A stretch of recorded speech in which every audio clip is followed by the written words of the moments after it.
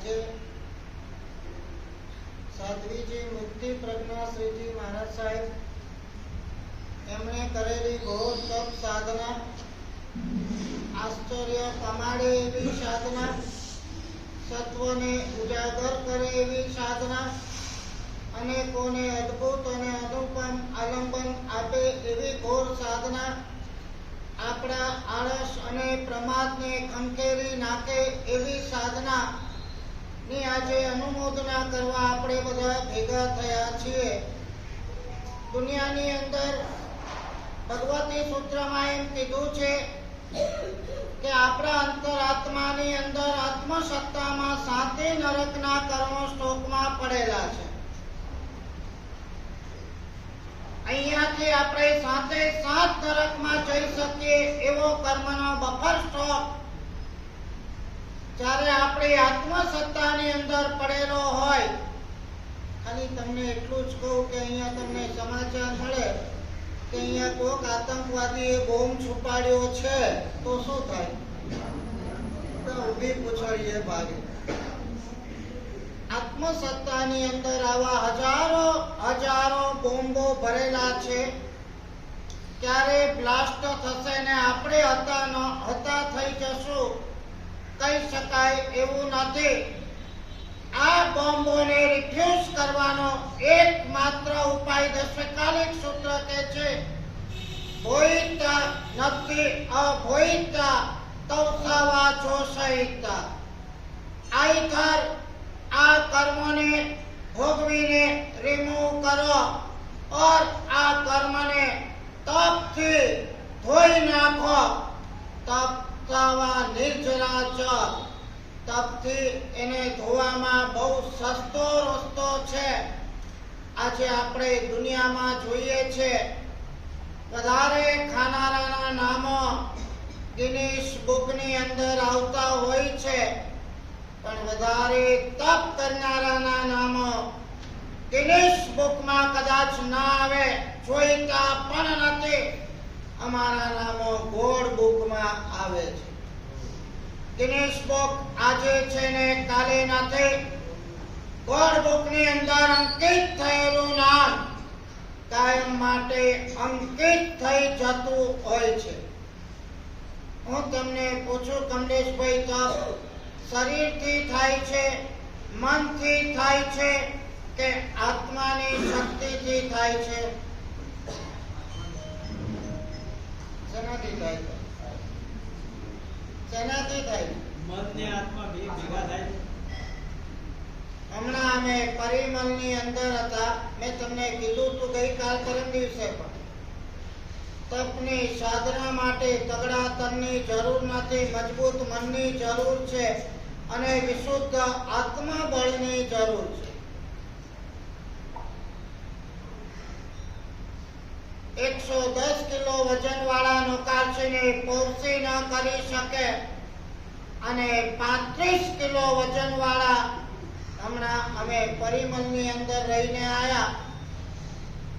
એક માજી જેમની ઉંમર 86 વર્ષ છે, નામ ગજરાબેન છે અને એમને વર્ધમાન તપની 183મી ઓળી ચાલે છે.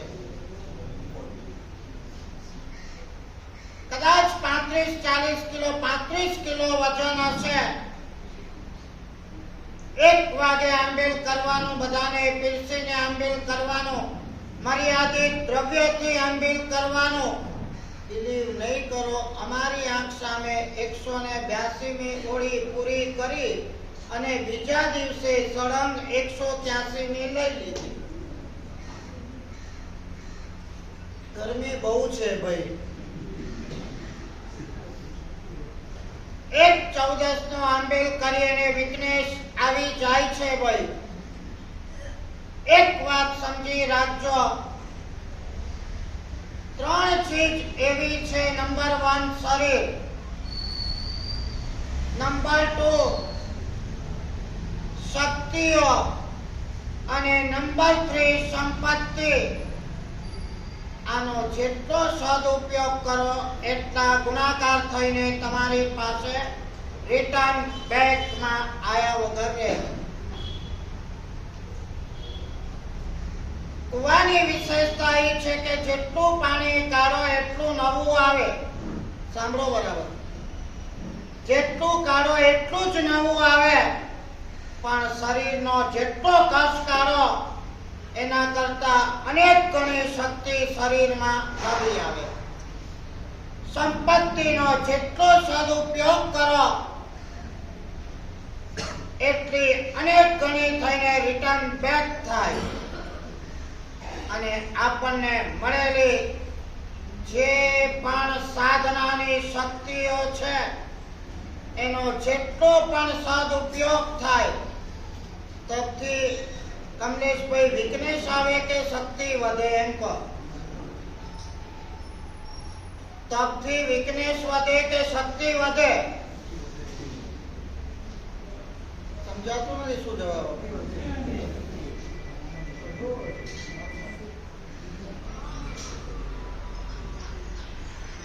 આપણી માન્યતા એ છે કે ખાઈએ તો શક્તિ વધે, ઘી ખાઈએ તો વધારે શક્તિ વધે, મીઠાઈ ખાઈએ તો વધારે શક્તિ વધે, બદામ ખાઈએ તો વધારે શક્તિ વધે. આ આપણી બોગસ ભ્રમણાઓ છે. કરતા જાઓ, જુઓ તો ખરા કેટલું આત્મબળ અને કેટલી આત્મશક્તિઓ એની ખિલાવટ થાય છે. મારા હિમાંશુ સુરી મહારાજે 80-85 વર્ષની ઉંમરે આ જીવન આંબીલ ચાલતા હતા અને શરીર ગલગોટા જેવું હતું, શક્તિ અમાપ હતી. મારી આંખ સામે જોયેલા થોડા એકાદ કિસ્સો, અમે મુલુંડની અંદર હતા, ચાતુર્માસ પ્રવેશનો દિવસ હતો, પસાર થતા હતા અને ઉપર એક ભાઈ વિનંતી કરવા આવ્યા, બેન કે સાહેબ ઉપર પધારો દર્શન કરવા. એક ભાઈ હતા, 92 વર્ષની ઉંમર હતી. કેટલી? કાકા હતા, સ્થાનક વાસી હતા, જિંદગીમાં બેસનું પણ કરેલું નહોતું અને એમણે ઉપવાસ સ્વીકારેલા. 22મો ઉપવાસ હતો. તાજુબ થઈ ગયો. ધીરે ધીરે ઉપવાસો આગળ વધ્યા. कैसा कभी कभी ऐसा भी होता है जीवन में, एक व्यासना की साधना भी जिन्होंने नहीं की है એમની પાસે બીજે ત્રીજે દિવસે ગયો. મને આ માવજી ભાઈ કાકા કહે છે, મારા સાहब ऊपर से कोई संकेत आया, देव आया रात को और मुझे कह के गया कि उपवास पे चढ़ जा और पारणा यहाँ नहीं करना है, सिमंदर स्वामी भगवान के पास करना है लाइव. બીજા દિવસ સવારથી ઉપવાસ ચાલુ. રોજ મારે જવાનું. 92 વર્ષના કાકા અને 1 બાય 1 મને થોડો સ્વાર્થ એવો હતો કે હવે આ તો આ પારણું તો સિમંદર સ્વામી પાસે જ કરવાના છે, ત્યાં દેવલોકમાં જવાના છે. દેવતાઓ આવતા હતા, ઘરમાં સુગંધો થતી હતી, સાયન્ટિસ્ટો પણ આવતા હતા, વાળોના ચેકિંગ થતા હતા, રિસર્ચો થતા હતા. At the age of 92 without food, how can જીવી કેવી રીતે શકે છે? એના બધી રિસર્ચો, બધા સાયન્ટિસ્ટો ફેલ હતા. બિલીવ ઓર નોટ, આ 92 વર્ષના કાકાએ 92 ઉપવાસ કર્યા. મને થોડો સ્વાર્થી હતો કે દેવલોકમાં જાય તો સહાય કરવા તો આવે, રોજ સંભળાવવા જતો હતો અને લાઈવ સચ્ચાઈ કહું, મોઢામાંથી સુગંધ, આખા ઘરની અંદર સુગંધ. આ કાકા કહે છે રાતના દેવતાઓ આવે છે ને રાસડા લે છે. ઘરમાં જે દીવો કરેલો, આ દીવાની જ્યોત ઉપર જુઓ તો કાળી મેષ હોય, પણ એની બદલે આખી સુવર્ણ વર્ણે તપની એક તાકાત છે. શરીરમાં દિવ્યતા ઊભી કરે, આત્મામાં દિવ્યતા ઊભી કરે, મનમાં અને શરીરમાં પણ અને આસપાસના વાતાવરણની અંદર એક પોઝિટિવ ઉર્જા, ભવ્યતા દિવ્યતા કલ્પના બહારની ઊભી કરતી હોય. શું ના થાય આ તપના ઓજસથી? ખાવાના ખેલ છે મનને મારવું, ખાવાના ખેલ છે આટલા કષ્ટો વેઠવા.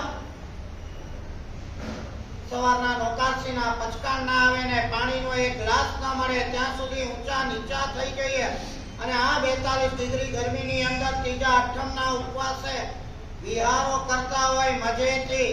આ કોઈ ખાવાના ખેલ નથી. અત્યારે તો આપણે બોલી બોલીને અનુમોદના કરી લઈએ છીએ, પણ જે કરે એને ખબર પડે.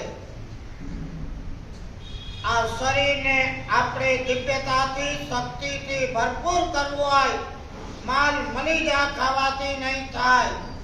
પણ પરમાત્માએ બતાવેલો પ્રેક્ટિકલ તપ એને શ્રદ્ધા અને સત્વપૂર્વક આચરવાથી એના દિવ્યતા અને ભવ્યતા આવશે. અમારા ગુરુદેવ ભુવન ભાનુસુરેશ્વરજી મહારાજા, જેમણે વર્તમાન તપની 108 હોળી કરી, કહેતા હતા તપસ્વીની ખાસિયત ઈ હોય, પારણું થઈ જાય ને આવા મહોત્સવ થાય એનો આનંદ એને ન હોય, પણ તપસ્વીની ખાસિયત ઈ હોય કે એક તપ પૂરો થયો નથી અને બીજાનો શરૂ કરવાનો વિચાર કર્યો નથી. હજી તો ગઈ સાલ ધનના અણગાર તપને પૂર્ણાહુતિ કરી નથી અને આ સાલ અઠમના પારણે અઠમથી જો શરીર યુસ્તુ થઈ જાય છે ને આવતીકાલે 28ના પારણે 28 વર્ષથી તપ કરે ને તો આશ્ચર્ય ના સમજતા.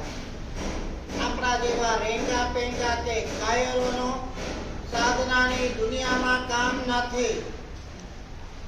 ભગવાન ભાનુસુરી મહારાજ હજી તો 104મી ઓળીનું પારણું હોય એના પહેલા 105મી ઓળીનું મુહૂર્ત નીકળી ગયું હોય અને અમે સાહેબ સાથે વ્યાખ્યાનમાં જ્યારે હાથ પકડીને જતા હોઈએ ત્યારે અમને ડિફરન્સ બતાવે.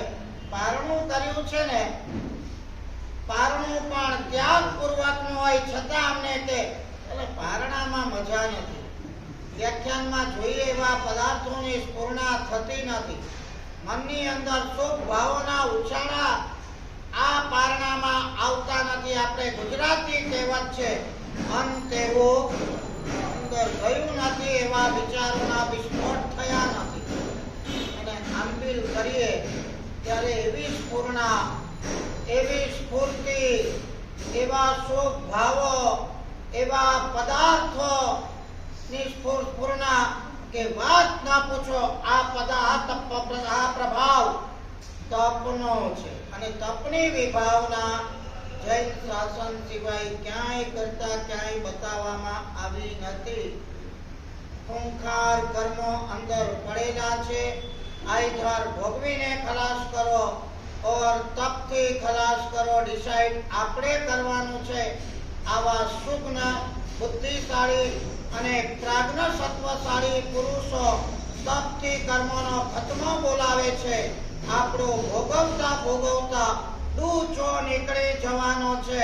એના પહેલા આપણે પણ આવી તપ સાધનામાં કોઈક સત્વ પુરવીએ તો આપણે પણ સરસ મજાના પ્રભુ મહાવીરના માર્ગે કર્મોનો ખતમો બોલાવી અને કેવળ જ્ઞાન પ્રાપ્ત કરીશું.